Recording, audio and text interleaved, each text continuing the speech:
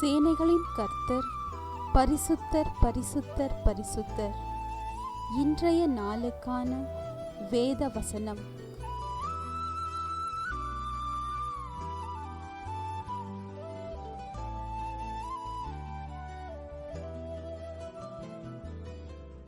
உம்முடைய துவக்கம் அற்பமாயிருந்தாலும் உம்முடைய முடிவு சம்பூரணமாயிருக்கும். யோபு 8:7.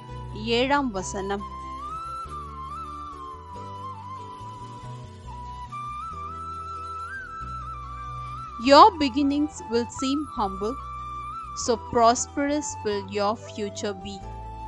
Job chapter 8 verse 7.